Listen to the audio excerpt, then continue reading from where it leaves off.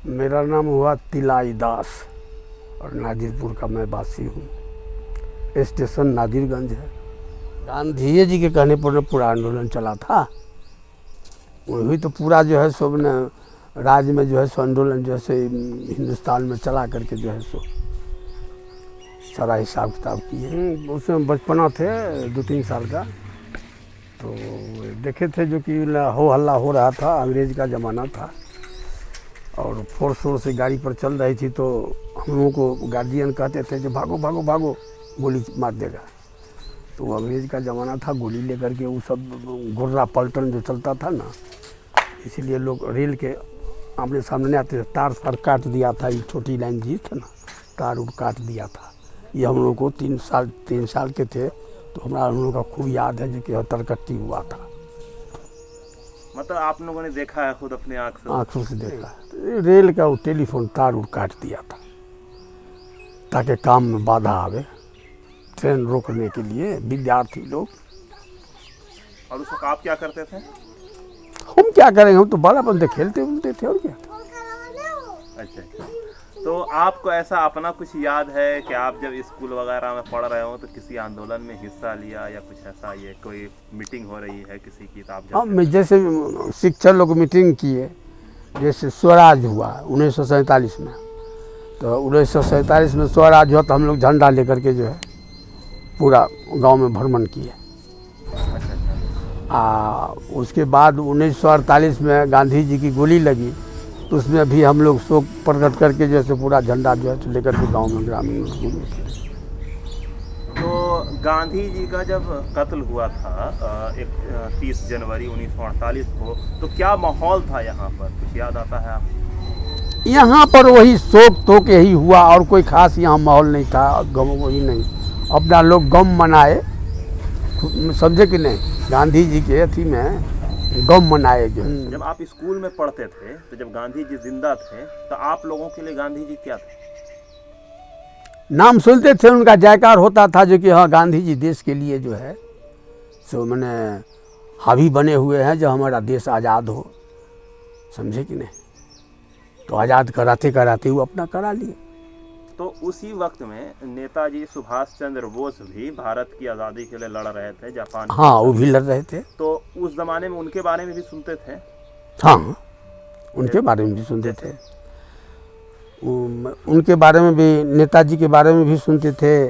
उधर ये जो है आपको दादा गुरु थे, उनको भी सुनते थे, और वीर भगत सिंह का भी सुनते थे।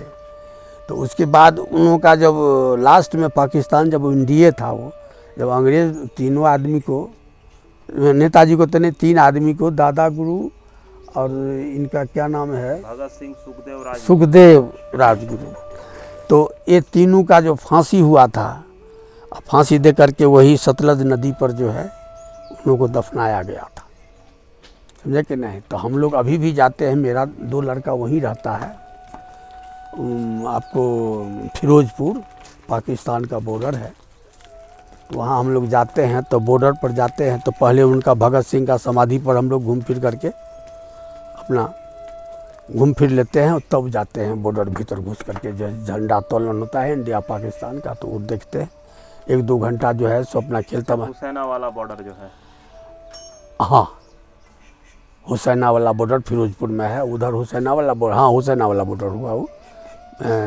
सतलज नदी के उस पार हुआ।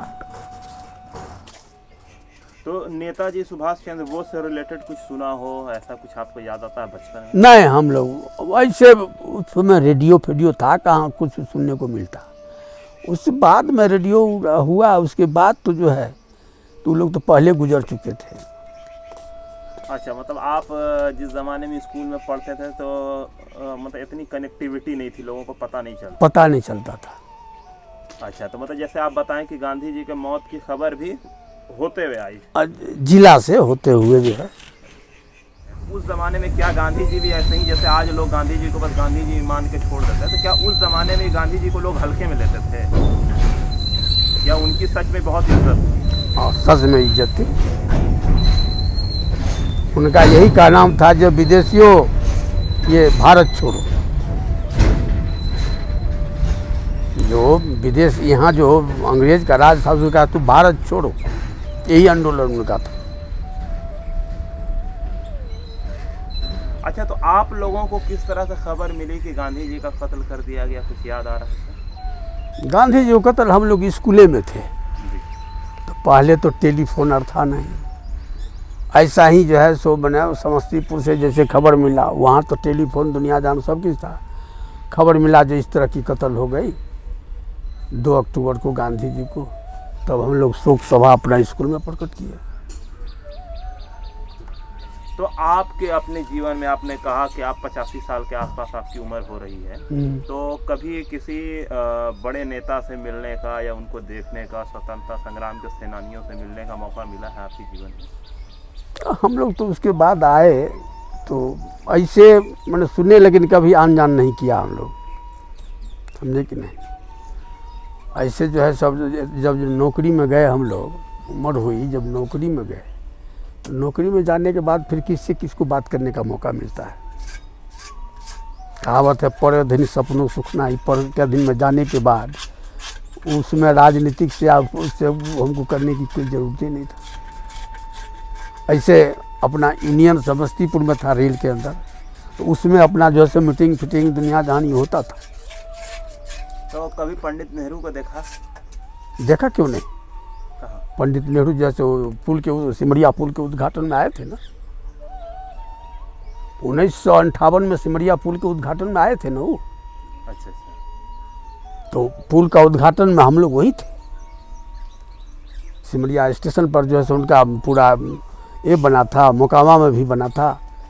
तो हम लोग जितने यहाँ से पुल देखने गए थे, आज पुल का उद्घाटन है और पंडित जी को दर्शन करेंगे, तो हम लोग जो है सो पहुँच गए तो वहाँ पुल तक, लेकिन बाद में एक ट्रक के सहारे हम लोगों को जो है स्टेशन पर पहुँचाया गया। तो हम लोग उनका भाषण उषण सुने, और सुनने के बाद जो है इतना ही, एक रिटायरमेंट ड्राइवर था उसमें, मौलवी साहब थे, तो उनसे कहा जो कि आप कुछ मांगिए। तो वही मौलवी साहब जो ड्राइवर थे, एक ग्रेड जो ट्रेन लेके उनको आए थे स्पेशल, वो कहीं जो कि मैं क्या मांगूँ, मैं तो वही मांगूंगा जो इस पुल का जो है कोई कर नहीं लिया जाए। वही मौलवी साहब का कर माफ़ कराया हुआ है ड्राइवर साहब का, और यहीं पर उनका भी विदाई भी हुआ है, समझे कि नहीं। फिर पंडित जी को लेकर के जो है सो भाषण उषण होने के बाद, पुल उद्घाटन के बाद फिर भाषण हुआ, फिर लौट के निकल गए पटना से। तो इस तरह से और किसी नेता का, पुराने नेताओं का आपने दर्शन किया है नेहरू जी के अलावा? राजेंद्र प्रसाद हो गए। हाँ, राजेंद्र बाबू ही पूछा में आए थे, तो उनसे भी दर्शन हुई थी समस्तीपुर में। और इसके अलावा तो उस समय तो हम जैसे नौकरी में थे, तो उनका गाड़ी लगी समस्तीपुर में, तो लोग हो हल्ला किए, जो कम से कम निकले, तब वो सोए हुए थे गाड़ी में, तो लेकिन निकले आँख उख मलते हुए, सबको प्रणाम किए गए। अच्छा, और श्री बाबू से कभी उनका दर्शन हुआ है, बिहार के पहले मुख्यमंत्री? श्री बाबू से नहीं, उनको हम मैंने देखे भी नहीं है। श्री बाबू सुनते थे, सुने हैं जो श्री बाबू हैं, लेकिन श्री बाबू कहाँ बाढ़ या कहीं के थे बगल के, लेकिन हम लोग को उतना ये न, उनको दर्शन भी हमको नहीं हुआ था। अच्छा, तो 1947 में जब भारत आज़ाद हुआ था, तो भारत आज़ाद होने के बाद अब भारत के गुलाम होने तक क्या फ़र्क देखा आपने उस वक्त? मतलब एक हुआ कि आपने 12 साल गुलामी में गुजारा है, मतलब 12 साल, हाँ तकरीबन 1935 से 47 तक, उसके बाद आज साल 2021 आ गया, तो क्या देखा उसमें और आज़ाद भारत में और गुलाम भारत में फ़र्क? फ़र्क तो इतना ही देखा, जो समय जिम्मेदारी का ठठ अंग्रेज़ों का माने चाल चलन था, तो जो जिम्मेदार लोग कहते थे उसमें दबाव रहता था, गरीब का कोई इज्जत फिज्जत नहीं था, समझे कि नहीं। और जब आज़ाद होने के बाद लोग स्वतंत्र हो गए, कोई किसी से लेन देन नहीं, अपना कमाओ खाओ, अपना जो है से ना कोई मालिक रहा। तो इस सब मालिक का तो हिसाब किताब हटा है आपको 1968 तक जो है कि अपना जब ही हुआ है तब जा करके जो है सो उसका कानून तानून लागू हुआ, हटा जो है सो। तो तो मतलब मेनली आपका ये कहना है कि आज़ादी से पहले ज़मींदारों का ये बहुत ज़्यादा हावी था, हाँ। वो मिले थे। हाँ, मतलब आज़ाद होने के बाद उससे थोड़ा छुटकारा छुटकारा मिला।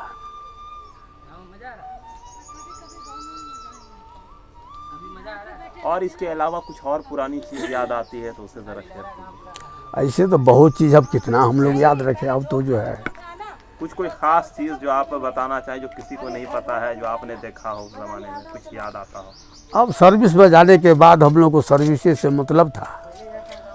अब घर आना और जाना और बस अपना नौकरी करना, और संसार क्या है। अपना रेल के अंदर से अगर आदेश होता था तो अपना कहीं मीटिंग में, चाहे कहीं जो है सो चुनाव उनाव होता था तो पश्चिम रेल से लेकर के और जो है सो क्या उत्तर रेल से लेकर के लास्ट पाकिस्तान के बॉर्डर तक हम लोग जाते थे अपना रेले के काम से।